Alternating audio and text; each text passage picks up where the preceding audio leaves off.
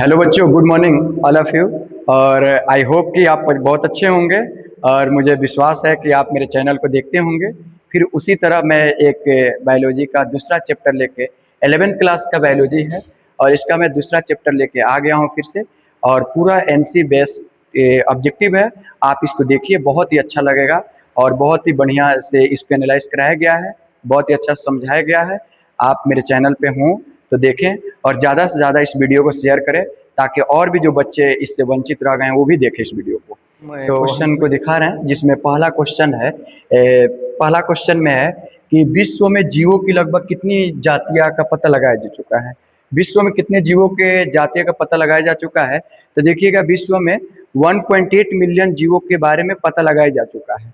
अभी तक जितने भी जीव हैं हमारे विश्व में, उनमें से 1.8 मिलियन जीवों के बारे में हम लोग इसके बारे में पता लगा चुके हैं। फिर उसी तरह हम लोग देखेंगे दूसरा क्वेश्चन को। तो दूसरा क्वेश्चन में क्या है, तो देखिएगा दूसरा क्वेश्चन में है, आप लोग देखिएगा कि जीवों का वर्गीकरण निम्न में से किस आधार पर किया गया है। तो देखिएगा जीवों का वर्गीकरण किस आधार पर किया गया है, तो जीवों का वर्गीकरण दो आधार पर किया गया है, एक समानता का आधार और एक असमानता का आधार। तो देखिएगा समानता के आधार में होता है कि जीव एक समान बहुत सारे होते हैं, कुछ जीव अलग अलग होते हैं जैसे असमान होते हैं, और दोनों के आधार पर जीवों को क्या किया गया, वर्गीकरण किया गया है। इसमें हम लोग इसका आंसर क्या हो जाएगा, दो हो जाएगा, यानी कि समानता और असमानता के आधार पर जीवों का वर्गीकरण किया गया है। ठीक है, अगला क्वेश्चन देखेंगे कि सर्वप्रथम वर्गीकृत शब्द का प्रयोग किसने किया था। तो आप लोग देखिए, अगर आप लोग इसके बारे में जानते होंगे तो आप लोग कमेंट करेंगे। और हम इसको बता रहे हैं कि सर्वप्रथम वर्गीकृत शब्द का प्रयोग किसने किया था। तो वर्गीकृत शब्द का प्रयोग एपीडी कंडोले ने किए थे, एपीडी कंडोले ने किए थे, यानी कि वर्गीकृत शब्द का प्रयोग। देखिएगा कि वर्गीकृत शब्द का प्रयोग एपीडी कंडोले ने किए थे। लेकिन यहाँ पे एक और नाम आप देख रहे हैं, ऑप्शन देख रहे हैं, आर.एच.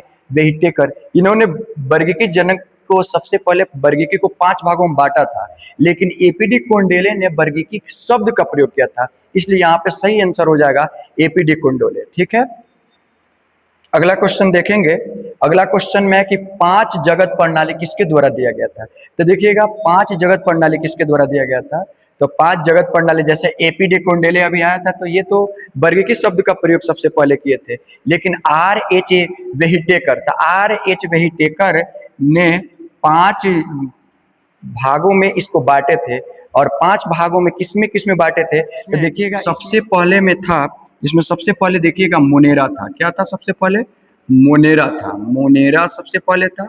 उसके बाद से था दूसरा में प्रोटिस्टा था, प्रोटिस्टा था दूसरा में।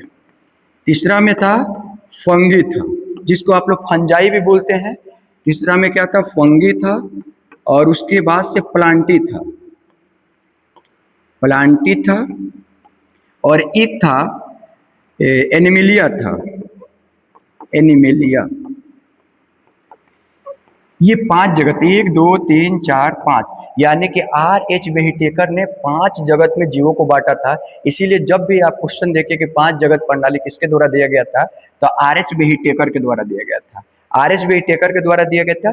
यही 5 जगत जो है, मोनेरा, प्रोटिस्टा, फंगी, प्लांटी और एनिमिलिया, इसी भागों में जीवों को बांटे थे। अगला क्वेश्चन देखिएगा आप लोग, ये जल में पाए जाने वाले जीव को कहते हैं हेलोफिल्स। लवणीय जल में पाए जाने वाले जीव को कहते हैं हेलोफिल्स, यानी कि समुद्र में पाए जाने वाले जितने भी जीव होते हैं उन सारे जीवों को हम लोग क्या कहते हैं, हेलोफिल्स कहते हैं। ठीक है, नेक्स्ट देखिएगा क्वेश्चन, सवाल निम्न में से किसके अंतर्गत रखे गए हैं। तो ये क्राइसोफाइटा के अंतर्गत रखे गए हैं। किसके अंतर्गत रखे गए हैं, क्राइसोफाइटा के अंतर्गत रखे गए हैं। फिर अगला क्वेश्चन हम देखेंगे, नेक्स्ट क्वेश्चन, कि कालाजार रोग किससे उत्पन्न होता है। कालाजार रोग किससे उत्पन्न होता है, तो कालाजार रोग उत्पन्न होता है लेशमैनिया से। किससे उत्पन्न होता है बाबू, लेशमैनिया से उत्पन्न होता है कालाजार रोग। ठीक है, एक बुखार का ही है, जैसे बुखार होता है उसी तरह कालाजार बुखार का ही एक नाम है। ठीक है, और ये लेशमैनिया से उत्पन्न होता है। ठीक है, अगला क्वेश्चन देखिएगा, अफ्रीकन निंद्रालु व्याधि नामक बीमारी किससे होता है।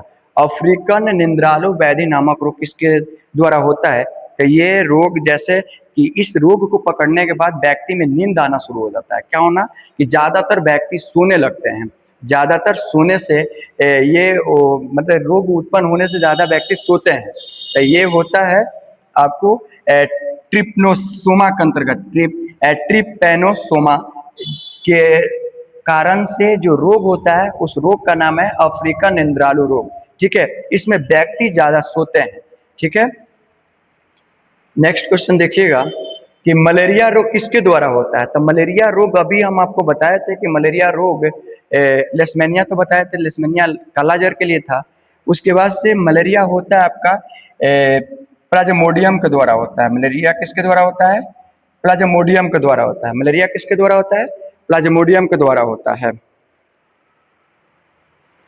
ठीक है, नेक्स्ट क्वेश्चन देखिएगा आप लोग कि बियर बनाने में किसका उपयोग किया जाता है। बियर बनाने में तो देखिएगा, बियर बनाने में ईस्ट का प्रयोग किया जाता है। आप लोग जानते हैं कि ईस्ट एक ऐसा पदार्थ है, एक ऐसा पदार्थ है ईस्ट, एक जीव है। ईस्ट एक जीव है।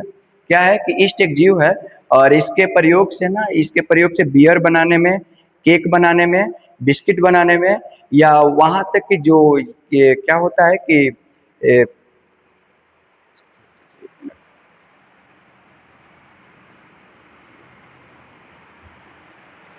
बियर बनाने में किसका उपयोग किया जाता है? तो बियर बनाने में ईस्ट का प्रयोग किया जाता है। बियर बनाने में किसका प्रयोग होता है? ईस्ट का प्रयोग होता है। ईस्ट एक जीव है जो कवक से ही उत्पन्न होते हैं। ईस्ट क्या है? एक जीव है जो कवक से उत्पन्न होते हैं, और ये क्या करते हैं कि अगर हम केक में डालने के लिए, बेकरी में या बियर बनाने में इसका जब प्रयोग करते हैं, तो ये क्या होता है कि चीनी के साथ संयोग करके, चीनी को खा के कार्बन डाइऑक्साइड गैस को क्या करता है? रिलीज करता है, जो आटे को क्या करता है, या आटे या मैदा को मुलायम करने में भूमिका निभाता है। ईस्ट के डालने से क्या हो जाता है कि मुलायम होता है जो भी चीज़, जैसे कि अगर बेकरी में अगर हम देख रहे हैं कि बिस्किट बनाने में या केक बनाने में इसका प्रयोग करते हैं, तो ये क्या होता है कि उसको मुलायम बनाता है। यहाँ तक कि हमारे यहाँ जिलेबी आप लोग खाते होंगे, तो जिलेबी में देखा जाता है तो ईस्ट का भी प्रयोग किया जाता है। ठीक है, तो ईस्ट एक जीव है। आगे देखिए, शैवालीय कवक किसे कहा जाता है? शैवालीय कवक किसे कहा जाता है? तो ये शैवालीय कवक कहा जाता है, ये फाइकोमाइसिटिस को शैवालीय कवक कहा जाता है। शैवालीय कवक किसे कहा जाता है? फाइकोमाइसिटिस को शैवालीय कवक कहा जाता है। नेक्स्ट क्वेश्चन देखिएगा, गेहूं में कीट रोग किसके द्वारा उत्पन्न होता है? गेहूं में कीट रोग किसके द्वारा? आप लोग जानते हैं कि गेहूं के फसल देखे होंगे, इस गेहूं के फसल में एक रोग उत्पन्न होता है जिसको कीट रोग के नाम से हम लोग जानते हैं, या गेरुआ के नाम से जानते हैं। उसे किस नाम से जानते हैं? गेरुआ के। तपक्सिनिया के कारण, क्या क्या चीज के कारण? तपक्सिनिया के कारण इस गेहूं में एक रोग होता है, पक्सिनिया के कारण। ठीक है, आप अगला क्वेश्चन देखेंगे, रोटी कवक किस कवक को कहा जाता है? रोटी कवक, अब देखिएगा रोटी कवक किस कवक को कहा जाता है? तो म्यूकर, राइजोपस और एल्ब्यूगो और एस्परजिलस। तो रोटी कवक राइजोपस को कहते हैं। किसको कहते हैं? राइजोपस को। राइजोपस यानी कि रोटी पर आप लोग देखे होंगे भूरा कलर का या उजला कलर का एक फंगस बैठ जाते हैं, एक फंगस हो जाते हैं, और वही फंगस क्या हो जाते हैं जिसको हम लोग रोटी कवक के नाम से जानते हैं। ठीक है, निम्न में से किसे पादप जगत का ड्रोसोफिला कहा जाता है? निम्न में से किसे पादप जगत का ड्रोसोफिला कहा जाता है? तो न्यूरोसोफोरा को कहा जाता है। न्यूरोसोफोरा को पादप जगत का ड्रोसोफिला। अब बच्चे बताएंगे जो पादप जगत का ड्रोसोफिला है इसे कहते हैं न्यूरोसोफोरा कहते हैं। ठीक है, इसके बाद से निम्न में कौन कीटभक्षी है? तो देखिएगा, आप लोग कीटभक्षी के बारे में जानते हैं। कीटभक्षी वो होते हैं ना कि जो पेड़ पौधे जो वैसे होते हैं, वैसे पौधे होते हैं कि जो छोटे छोटे जीवों को क्या करते हैं कि अपने अंदर, अपने उसके पत्ती पर बैठने के बाद, या पृष्ठीय तरह के होते हैं या सुराही के आकार के होते हैं, वो जैसे कोई छोटे कीट उस पर जाकर बैठेगा, वो तुरंत क्या करते हैं कि उसे पकड़ लेते हैं, या उसमें एक ऐसा लिक्विड पाया जाता है जो लिक्विड उसे क्या करता है? पकड़ लेता है। और निम्न में से कौन कीटभक्षी पौधा है जो कीटों को खाकर अपने जीवन यापन करते हैं, अपने पोषण करते हैं? तब देखिए, ब्लेडवर्ट और विनस फ्लाइट्रेट, यानी कि ये भी है, ये भी है, यानी कि दोनों ऑप्शन इसका सही हो जाएगा। यानी कि ब्लेडवर्ट और विनस फ्लाइट्रेट, यानी कि कौन कौन ऑप्शन सही हो जाएगा इसका? ये ब्लेडवर्ट भी, ब्लेड वाटर, फिर विनस फ्लाइट्रेप, ये दोनों ऑप्शन सही है। यानी कि दोनों कीटभक्षी, यानी कि दोनों पौधे कीटों से अपना भोजन तैयार करते हैं, यानी कि कीटों को पकड़ के खाते हैं और उनसे अपना पोषण तैयार करते हैं। एक 17 नंबर क्वेश्चन है कि निम्न में से किनमें वास्तविक जीवन का अभाव होता है? निम्न में से किसमें वास्तविक जीवन का अभाव होता है। तो देखिएगा वास्तविक जीवन का अभाव किनमें होता है। देखिए लाइकेन तो अपना वास्तविक जीवन जीता ही है, ठीक है। विषाणु, जीवाणु, कवक, तो वास्तविक जीवन का अभाव जीवाणु में होता है, जी सॉरी विषाणु में होता है। वास्तविक जीवन का अभाव किसमें होता है, विषाणु में होता है वास्तविक जीवन का अभाव। इसमें वास्तविक जीवन नहीं होता, बाकी सब में वास्तविक जीवन होता है, ठीक है। अगला क्वेश्चन देखिए आप लोग, वायरस है। अब बताइए इसमें वायरस है, तो वायरस है कि क्या वायरस बहुकोशिकीय होता है क्या, क्या वायरस एक कोशिकीय होता है क्या। वायरस में ना एक कोशिकीय होता है वायरस, ना बहुकोशिकीय होता है। वायरस अकोशिकीय होता है। वायरस कैसा होता है, अकोशिकीय होता है। वायरस कैसा होता है, अकोशिकीय होता है। अगला क्वेश्चन देखेंगे, विषाणु बना होता है। अब बताइए विषाणु यानी वायरस किसका बना होता है, तो वायरस बना होता है। तो वायरस देखिएगा, वायरस केवल न्यूक्लिक अम्ल का नहीं बना होता है, केवल प्रोटीन का नहीं बना होता है। वायरस न्यूक्लिक अम्ल तथा प्रोटीन दोनों का बना होता है। वायरस किससे बना होता है, न्यूक्लिक अम्ल तथा प्रोटीन दोनों से बना होता है वायरस, ठीक है। वायरस के बारे में आप लोग जानते हैं कि वायरस का शरीर प्रोटीन तथा न्यूक्लिक अम्ल दोनों से मिलकर बने होते हैं वायरस, ठीक है। नेक्स्ट क्वेश्चन देखिएगा, सभी क्वेश्चन ये जितने भी क्वेश्चन है ये सभी क्वेश्चन एनसीईआरटी बेस का क्वेश्चन है। आप लोगों को बहुत ही एग्जाम में फायदा पहुंचाएगा। आप लोग इसको ध्यान से देखिए और ध्यान से समझने की कोशिश करिए। एनसीईआरटी बेस का क्वेश्चन है, सभी एनसीईआरटी क्वेश्चन है, आप लोगों के बहुत फायदा करेगा एग्जाम में। निम्न में से नग्न विषाणु किसे कहा जाता है, तो नग्न विषाणु, आप लोग एक चीज देखिएगा यहाँ पे नग्न विषाणु, तो देखिएगा इसमें नग्न विषाणु किसे कहते थे, इसमें विरोइड को कहते हैं नग्न विषाणु। आप लोग जानते हैं कि जैसे कि आप लोगों को ऐसे बता दिया जाए जीवाणु, जीवाणु देखिएगा, फिर उसके बाद से देखिएगा वायरस, वायरस और विरोइड। तो अगर आप लोगों से पूछें कि ये सबसे छोटा कौन है इसमें, तो देखिएगा जीवाणु क्या होता है ना, वायरस से बड़ा होता है और विरोइड से बड़ा वायरस होता है। जैसे इसका देखिएगा जीवाणु लेस देन वायरस है, तो इस कहने का मतलब कि वायरस से बड़ा जीवाणु होता है और वायरस से छोटा विरोइड होता है। यानी कि पूछा है कि निम्न में नग्न विषाणु किसे कहा जाता है, तो नग्न विषाणु विरोइड को कहा जाता है। किसे कहा जाता है, नग्न विषाणु विरोइड को कहा जाता है। अगला नेक्स्ट क्वेश्चन देखिएगा, इसमें लाइकेन में होता है। अब बताइए लाइकेन, पहले सबसे पहले ये जानिए कि लाइकेन किसे कहते हैं। तो देखिए लाइकेन को, जो लाइकेन ये है, ये लाइकेन जो होता है, तो ये लाइकेन कवक किससे कवक और शैवाल दोनों से मिलकर बना होता है। क्या चीज, लाइकेन। कवक और शैवाल दोनों मिलता है तब क्या बनता है, लाइकेन बनता है। तब पूछा है कि लाइकेन में होता है, केवल शैवाल नहीं होता है इसमें, केवल कवक भी नहीं होता है, शैवाल एवं कवक दोनों होता है। तो इसलिए आपका ये आंसर सही हो जाएगा, लाइकेन कवक और शैवाल दोनों से मिलकर बना होता है, इसलिए इसका ऑप्शन दोनों सही हो जाएगा, ठीक है। नेक्स्ट देखिए क्वेश्चन, लाइकेन के शैवाल घटक को कहते हैं। अब बताइए कि लाइकेन में अगर शैवाल रहेगा तो उसे क्या कहेंगे, तो उसे कहेंगे कि कवकांश कहेंगे, तो उसे नहीं, उसे शैवाल जब रहेगा तो उसको शैवालांश कहेंगे।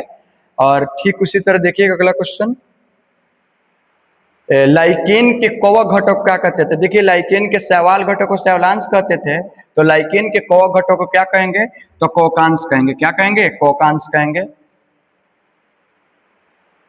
भेड़ तथा बकरी में स्क्रापी रोग किसके द्वारा होता है, भेड़ तथा बकरी में स्क्रापी रोग किसके द्वारा होता है, तो भेड़ तथा बकरी में स्क्रापी रोग प्रियन के द्वारा होता है। किसके द्वारा होता है, प्रियन के द्वारा होता है स्क्रापी रोग, ठीक है।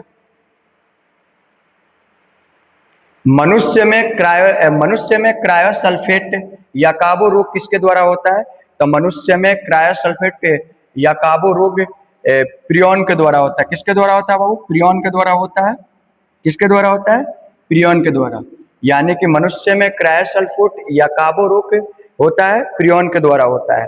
आप लोग जानते हैं लेशमैनिया तो अलग है, प्लाज्मोडियम से पेचिस रोग हो जाता है, प्लाज्मोडियम से, ठीक है।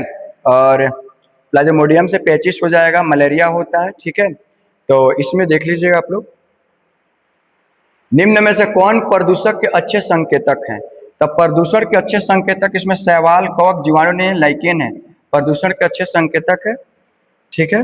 अगला क्वेश्चन है कि कवकों में भोज्य पदार्थ किस रूप में संचित रहता है। कवक में भोज्य पदार्थ किस रूप में संचित रहता है, तो कवक में भोज्य पदार्थ ग्लाइकोजन के रूप में संचित रहता है। कवक में किस रूप में रहता है, ग्लाइकोजन के रूप में रहता है।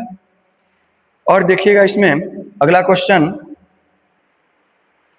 कि कुंचनशील रिक्तिका किसमें पाई जाती है? कुंचनशील रिक्तिका किसमें पाई जाती है? तो ये पाई कुंचनशील रिक्तिका अमीबा में पाई जाती है। किसमें पाई जाती है? अमीबा में पाई जाती है। ठीक है, अगला क्वेश्चन देखिएगा, निम्न में से कौन कवक खाया जाता है? निम्न में से कौन सा कवक को खाया जाता है? तो इसमें एगेरिक्स को खाया जाता है। किसको खाया जाता है? एगेरिक्स। एगेरिक्स जो है ना, ये मशरूम, आप जानते हैं कि मशरूम भी एक कवक के अंतर्गत आता है। तो एगेरिक्स को क्या चीज खाया जाता है? एगेरिक्स जो कवक है खाया जाता है। ज्यादातर इसे विदेश में लोग खाते हैं, जैसे कि अमेरिका हुआ, ऑस्ट्रेलिया हुआ, चीन हुआ। यहाँ के लोग एगेरिक्स कवक को क्या करते हैं? पानी से निकालकर उसे खाने के लिए भोजन के रूप में करते हैं, एगेरिक्स कवक को। ठीक है, टोबैको मोज़ेक वायरस निम्न में से किस प्रकार का न्यूक्लिक अम्ल पाया जाता है? टोबैको मोज़ेक वायरस में किस प्रकार का न्यूक्लिक अम्ल पाया जाता है? तो इसमें आरएनए पाया जाता है। इसमें क्या पाया जाता है? आरएनए पाया जाता है। ठीक है, बस ठीक है, इसमें ये पूरे एनसीईआरटी का बस।